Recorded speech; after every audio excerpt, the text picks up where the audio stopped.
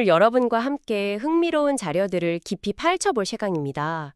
혹시 노후 파산 이런 말 들으면 가슴이 덜컥 내려앉으시죠? 실제로 65세 이상 절반 가까이가 금융자산 1,000만 원도 안 된다는 통계도 있더라고요. 아, 진짜 당장 쓸 돈이 없다는 거잖아요. 그런데 정말 그 통장에 찍힌 숫자가 행복한 노후의 전부일까요? 오늘 자료들은 어쩌면 그 반대일지도 모른다고 속삭이는 것 같아요. 역대 최대 규모의 정부 지원책부터 돈 한 푼 없이도 뭐랄까 귀족처럼 사는 방법까지요. 우리가 노후 행복의 공식을 완전히 잘못 알고 있었던 건 아닐까? 한번 파헤쳐 보겠습니다. 아마 이걸 진작 알았더라면 하실지도 없나요? 사실 첫 번째 자료부터 좀 인상 깊었어요. 젊어서 돈을 정말 많이 벌었는데 은퇴 후엔 찾아오는 친구 하나 없이 너무 외롭게 지내시는 분 이야기가 나오더라고요. 네, 맞아요.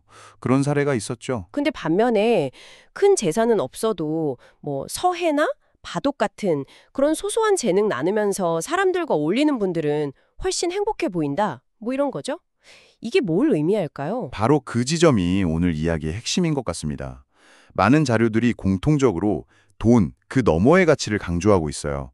그 심리학자 마틴 셀리그만도 행복이 단순히 만족이 아니라 몰입, 영어로는 플로우라고 하죠.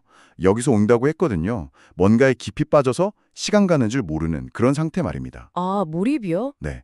그리고 정신과 의사 이근우 교수님은 더 직설적이세요. 노년의 어려움, 그러니까 몸 아픈 거, 외로움, 또 죽음에 대한 불안감 이런 걸 그냥 외면하지 말고 일단 인정하라고 하십니다. 하지만 거기서 멈추는 게 아니라 그럼에도 불구하고 야금야금 즐거움을 찾아 나서야 한다고 강조하시죠. 아시겠죠? 확 와닿는데요. 근데 혼자 있는 시간이 길어지는 노년에 그 야금야금 즐거움을 대체 어떻게 찾을 수 있을까요? 어떤 자료 보니까 오히려 혼자 있는 연습이 필요하다고 하던데요. 네, 그 부분이 상당히 흥미로운 지점입니다. 외로움이라는 게 피해야 할 대상이 아니라 오히려 좀 길들여야 하는 감정이라는 거죠. 혼자 산책하고 혼밥하고 혼자 취미를 즐기는 시간을 일부러 가지면서 고독을 즐기는 방법을 터득하라는 겁니다. 아, 즐기는 방법이요? 네, 처음엔 좀 어색할 수 있어도 익숙해지면 그 빈 시간이 아니라 오히려 꽉 찬 시간으로 느껴질 수 있다는 거예요. 명상이나 불멍처럼 마음을 좀 고요하게 들여다보는 시간도 좋고요. 이런 활동들이 바로 아까 말씀드린 셀리그만이 말한 몰입 상태, 이걸 경험하게 해주는 좋은 통로가 될 수 있습니다. 혼자만의 시간을 좀 충만하게 보내는 연습이군요. 그러네요. 그러고 보니 꼭 거창한 게 아니더라도 하루에 3줄 일기 쓰기, 한 5분 걷기 이런 아주 작은 습관만으로도 자존감을 높이고 정신 건강에 도움이 된다 그런 내용도 있었어요. 맞습니다. 특히 걷기는 신체 건강에도 좋지만 기분 전환에도 정말 주효학이잖아요. 이것도 야금야금 즐거움을 찾는 좋은 방법이겠네요. 그럼요. 신체 활동은 정신 건강하고 정말 직결되죠. 악기 연주나 그림 그리기, 글쓰기 같은 창작 활동. 이것도 좋고요. 아니면 반려동물과의 교감. 이건 역시 고독을 좀 긍정적인 에너지로 바꾸는 좋은 방법이라고들 하죠. 네네. 중요한 건 이런 활동들이 진짜 내가 좋아하는 것이어야 한다는 점입니다.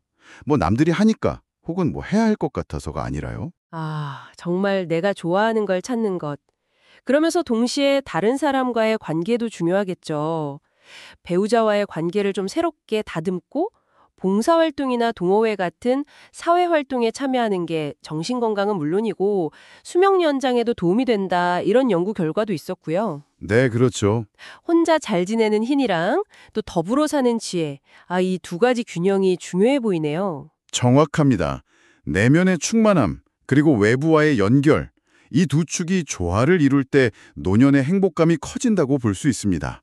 과거 역할에 너무 얽매이지 않고 새로운 관계나 역할을 좀 유연하게 받아들이는 자세, 이게 중요하죠. 그런데 말이죠. 이런 마음가짐이나 관계의 중요성, 이거는 알겠는데 솔직히 당장 생활비가 부족하면 마음의 여유를 갖기 어려운 것도 현실 아닐까요? 물론이죠. 아무리 긍정적으로 생각하려고 해도 통장 잔고가 바닥이면 불안할 수밖에 없을 것 같은데요. 그럼요. 그래서 현실적인 안전망하고 전략이 반드시 필요합니다. 근데 다행인 점은 정부 지원책이 과거 어느 때보다 확대되고 있다는 점. 이건 좀 주목할 만해요. 보건복지부 자료를 보니까 2025년에 노인 일자리 사업 규모가 약 110만 개 정도 됩니다. 역대 최대예요. 예산도 2조 원이 훌쩍 넘고요. 와, 110만 개요? 정말 엄청나네요. 이게 그냥 단순히 용돈벌이 뭐 그런 수준을 넘어선다는 거죠? 그렇습니다. 규모도 규모지만 종류도 훨씬 다양해졌어요. 뭐 지역사회에 공헌하는 공익활동부터 시작해서 기존 경력을 좀 살릴 수 있는 약간 더 전문적인 일자리까지 선택의 폭이 넓어졌습니다. 뭐 만 60세 또는 65세 이상 소득이나 활동 역량에 따라 좀 구분되긴 합니다만 중요한 건 이런 일자리가 단순히 소득 보충 이것뿐만 아니라 사회적 관계를 계속 유지하게 하고 삶의 만족도를 높이고 또 우울감을 낮추고 심지어 의료비 지출까지 줄이는 효과가 있다. 이런 연구 결과가 있다는 점이에요. 이야, 효과가 정말 다양하네요. 네, 자세한 신청 방법이나 자격 요건 같은 건 노인일자리 여기라는 사이트나 가까운 행정복지센터, 노인복지관 등에서 확인하시는 게 좋고요. 세부 정보보다는 일단 이런 지원이 있다는 사실 자체를 아는 게 중요하니까요. 정부 지원이 이렇게 커졌다는 건 진짜 희소식이네요. 그런데 진짜 만약에 모아둔 돈이 정말 하나도 없는 최악의 상황이라면 그때는 어떻게 해야 할까요? 그 공빠TV라는 유튜브 채널에서 제시한 방법들이 정말 파격적이던데요. 그냥 단순히 절약하자 이런 수준이 아니더라고요. 네, 맞아요. 그 채널은 돈이 아예 없는 상태, 이걸 전제로 아주 구체적인 로드맵을 제시합니다. 첫 단추는 기초생활수급자 신청이에요. 이걸 통해서 생계비, 이게 2024년 기준으로 월 한 71만 원 정도 되더라고요. 그리고 의료비, 주거비, 이걸 지원받는 걸 기본으로 삼죠. 흥미로운 건 그 다음 선택지들인데요. 여기서 기존의 통념을 확 깨는 제안들이 나옵니다. 맞아요. 첫 번째가 무료 양로원 입소인데 이게 우리가 그냥 생각하는 그런 막 답답하고 폐쇄적인 곳이 아니라 보증금, 월세 없이 식사까지 다 해결되면서 자유롭게 외부 활동도 가능한 곳들이 꽤 있다는 거였죠. 네, 그렇죠. 정확히는 기초생활수급자 대상 무료 실비 양로원인데요. 아, 심지어 여기서 나오는 생계비 일부를 모아서 1년에 몇 달은 물가 싼 동남아, 예를 들면 치앙마이 같은 데 가서 귀족처럼 지내다 올 수도 있다. 와, 이거 보고 정말 깜짝 놀랐어요. 그렇죠.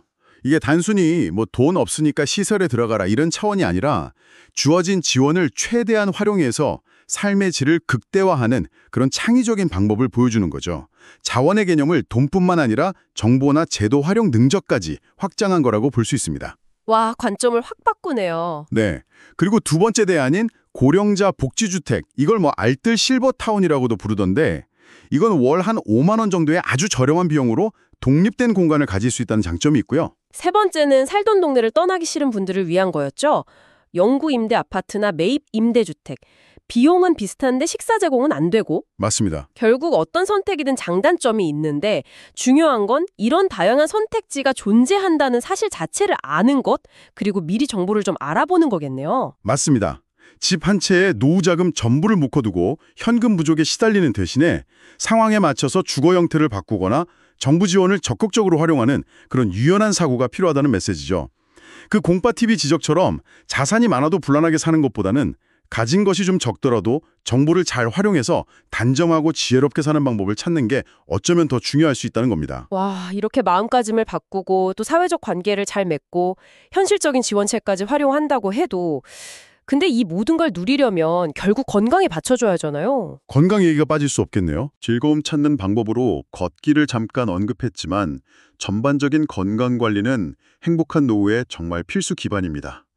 뭐 헬스조선 기사나 오봉라운지 블로그 이런 여러 자료에서 공통적으로 강조하는 건강 습관들을 크게 한 3가지 축으로 묶어볼 수 있을 것 같아요. 3가지 축이요? 어떤 건가요? 첫째는 꾸준한 움직임입니다. 단순히 오래 사는 게 아니라 활기차게 움직이면서 살기 위해서죠. 빠르게 걷기 같은 유산소 운동하고 함께 근력 운동의 중요성을 아주 강조합니다. 노년기 근감소는 활동 제약으로 바로 이어지고 이게 삶의 질을 크게 떨어뜨리니까요. 아, 근력 운동이 정말 중요하군요. 네. 둘째는 건강한 생활 습관입니다. 금연은 뭐 기본이고요. 50세에 끊어도 사망 위험이 절반으로 감소한다고 하니까요.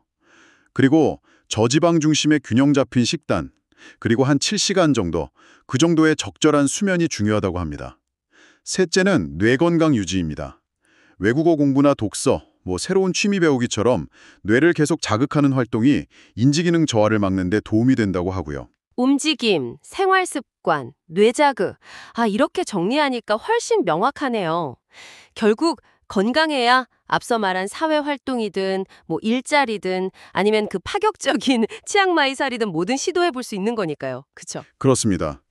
신체적, 정신적 건강은 저희가 지금까지 논의한 모든 전략과 마음가짐을 실현 가능하게 하는 가장 근본적인 뿌리라고 할 수 있습니다. 와, 오늘 정말 많은 이야기를 나눴습니다. 노후 준비하면 돈만 생각했는데 오늘 자료들을 통해서 보니까 행복한 노후를 만드는 퍼즐 조각이 훨씬 다채롭다는 걸 확인했네요. 돈이 전부는 아니지만 그렇다고 돈 문제를 외면할 수도 없는 거고요. 중요한 건 역시 균형 감각인 것 같습니다. 맞습니다. 마음을 어떻게 관리할 것인가? 예를 들면 몰입이나 야금야금 즐거움 찾기 같은 거요. 또 관계를 어떻게 맺어갈 것인가? 고독과 연결의 균형이 중요하겠죠. 그리고 현실적인 어려움에 어떻게 대비할 것인가? 정부 지원이나 창의적인 생활 전략 같은 것들이요. 마지막으로 이 모든 것에 기반이 되는 건강을 어떻게 지킬 것인가? 이 요소들이 서로 잘 맞물려서 돌아갈 때 진정으로 풍요로운 노후가 가능해진다고 자료들은 말하고 있습니다. 사회 변화에 잘 적응하고 고정관념에서 벗어나서 좀 유연하게 생각하는 자세, 이게 핵심이죠.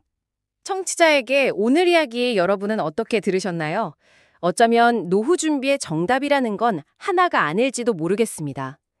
이건호 교수님의 말씀처럼 그럼에도 불구하고 야금야금 즐거움을 찾아 나서는 용기.